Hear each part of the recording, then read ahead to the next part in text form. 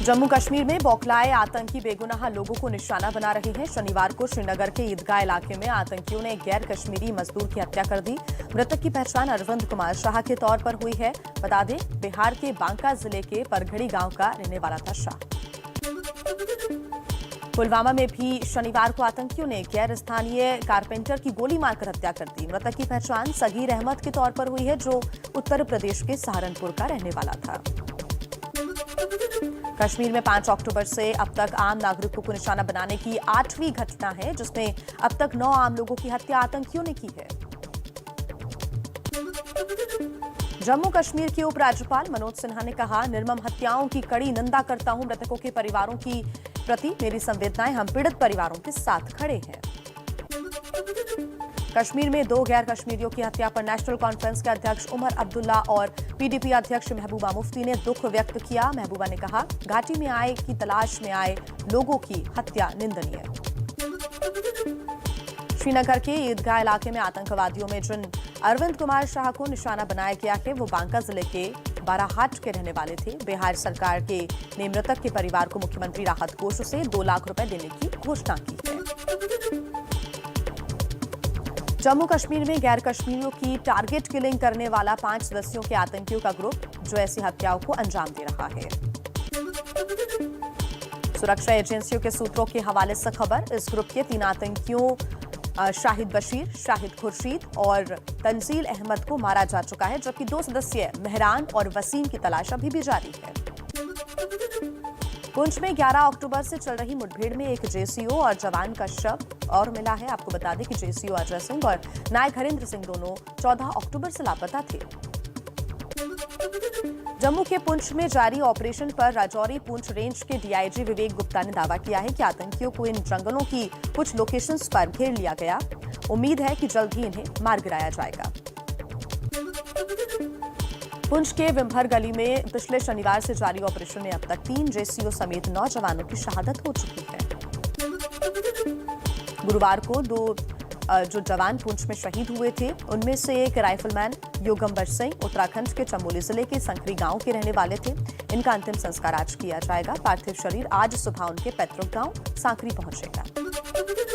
Hurriyat conference के chairperson Syed Ali Shah Gilani के पोते अनीस उल इस्लाम को सरकारी नौकरी से हटा दिया गया है। अनीस शेर कश्मीर इंटरनेशनल कन्वेंशन सेंटर में रिसर्च ऑफिसर के तौर पर काम कर रहा था, लेकिन उसकी गतिविधियों के बाद उसे हटाने का फैसला लिया गया। जम्मू कश्मीर सरकार ने डोडा के एक सरकारी शिक्षक फारूक अहमद भट्ट को भी बर्खास्त कर दिया है। फारूक का भाई एक्टिव आतंकी है।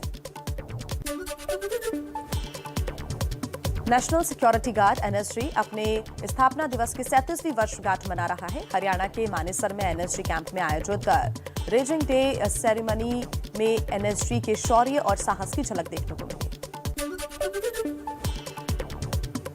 एनएसजी के रेजिंग डे परेड के मौके पर एक स्कूल परिसर में आतंकी हमले की मॉक ड्रिल को प्रदर्शित किया गया। इसमें दिखाया गया कि कैसे एनएसजी कमांडो इस परिस्थिति से निपटते हैं। किसान आंदोलन पर शरद पवार का विवादित बयान, कहा पंजाब के किसानों को बेचैन नहीं होने देना चाहिए। देश ने इंदिरा गांधी की हत्या के रूप में पहले भी कीमत चुकाई थी। पवार के पंजाब के किसानों पर दिए गए इस बयान पर बीजेपी ने ऐतराज जताया है। बीजेपी के राज्यसभा सांसद अनिल अग्रवाल ने कहा है कि पवार की कोशिश निंदनीय है और गंदी राजनीति से प्रेरित है। सिंघू बॉर्डर हत्याकांड में अब तक 4 आरोपियों का सरेंडर। एक आरोपी ने अमृतसर और 2 ने हरियाणा की सोनीपत पुलिस के सामने सरेंडर किया। सिंघू बॉर्डर पर हुई हत्या की घटना को लेकर किसान नेता राकेश टिकैत ने कहा कि इसका किसान आंदोलन से कोई लेना देना नहीं है और ये सरकार की साजिश हो सकती है, बाकी पुलिस जांच कर रही है। राकेश टिकैत के बयान पर बीजेपी ने घेरा, कहा अगर आपकी कोई जिम्मेदारी नहीं तो आप प्रदर्शन का आयोजन आखिर क्यों करते हैं। चलिए बाढ़ से जुड़ी कुछ अहम खबरें आप तक पहुंचाएं तेज रफ्तार में।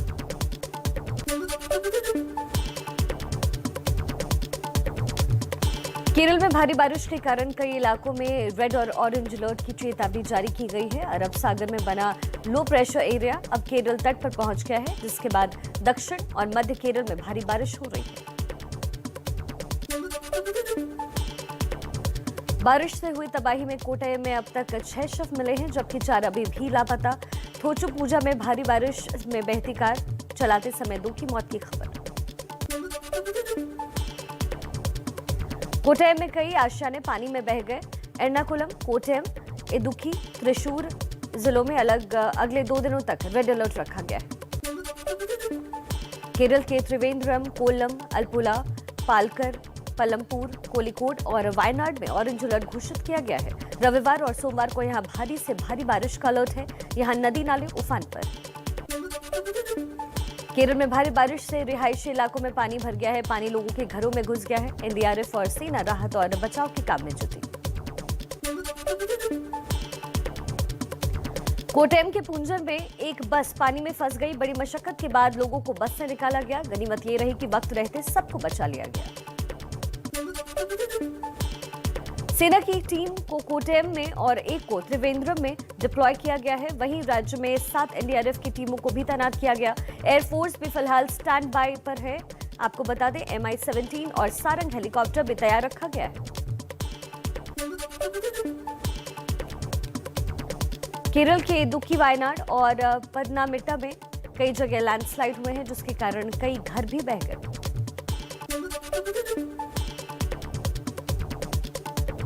केरल में बाढ़ की स्थिति पर राहुल गांधी का ट्वीट। केरल के लोगों के प्रति मेरी संवेदनाएं। सभी लोग सावधानियों का पालन करें और सुरक्षित रहें।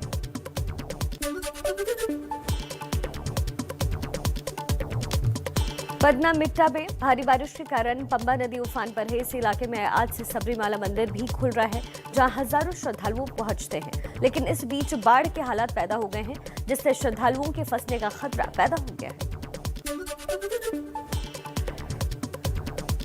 पथनीमिट्टा में सबरीमाल भगवान अयप्पा मंदिर में श्रद्धालुओं को आज से प्रवेश की इजाजत होगी, लेकिन इसके लिए पहले से डिजिटल बुकिंग करानी जरूरी होगी। मंदिर में आने वाले श्रद्धालुओं के लिए कोरोना के टीके की दोनों खुराक या फिर RT-PCR की नेगेटिव रिपोर्ट दिखानी जरूरी। सोनिया गांधी की अध्यक्षता में कांग्रेस वर्किंग कमेटी की बैठक में नेतृत्व पर सवाल उठाने वालों को सोनिया का जवाब। कहा, मैं पार्टी की स्थायी अध्यक्ष हूं, मीडिया के जरिए नहीं, सीधे मुझसे बात कीजिए। कांग्रेस वर्किंग कमेटी की बैठक में सभी नेताओं ने राहुल गांधी को दोबारा पार्टी अध्यक्ष बनाने की मांग की। राहुल गांधी ने कहा, मैं प्रस्ताव पर विचार करूंगा। कांग्रेस वर्किंग कमेटी की बैठक को लेकर बीजेपी का पलटवार। प्रवक्ता गौरव भाटिया ने कहा, CWC कम, परिवार बचाओ कमेटी ज्यादा है। इसमें खुद सर्टिफिकेट दिया जाता है। नाकामी छिपाने के लिए कुछ भी हो सकता है। यूपी के ललितपुर में नाबालिग से रेप का मामला सनसनीखेज सामने आया।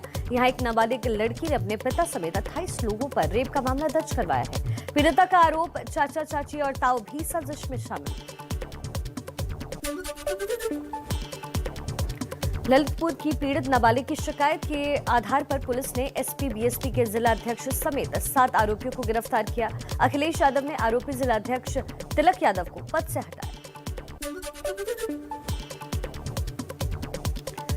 ललितपुर नाबालिग रेप कांड पर यूपी के मंत्री सिद्धार्थनाथ सिंह ने कहा है कि बलात्कार की घटना दुर्भाग्यपूर्ण है। इस घटना में SP BSP के नेता शामिल हैं। उनका चाल चरित्र और चेहरा सामने आया। 5 राज्यों के चुनाव से पहले बीजेपी ने बुलाई राष्ट्रीय पदाधिकारियों की अहम बैठक। कल होने वाली बैठक में PM मोदी भी शामिल होंगे। गृहमंत्री अमित शाह के अंडमान निकोबार के दौरे का आखिरी दिन। अमित शाह आज अंडमान निकोबार की पुलिस के कार्यक्रम में शामिल होंगे। सावरकर को लेकर कहा, उनके जैसा देशभक्त शायद ही कोई होगा। यूपी में आज से 30 अक्टूबर तक पिछड़ी जातियों के सम्मेलन आयोजित करेगी बीजेपी। सीएम योगी आज सुबह 11 बजे प्रजापति सम्मेलन को संबोधित करेंगे। AIMIM प्रमुख अससुद्दीन ओवैसी दोपहर 1 बजे गाजियाबाद के मसूरी में जनसभा करेंगे। ओवैसी इस महीने में यूपी में 4 रैलियों को संबोधित करेंगे।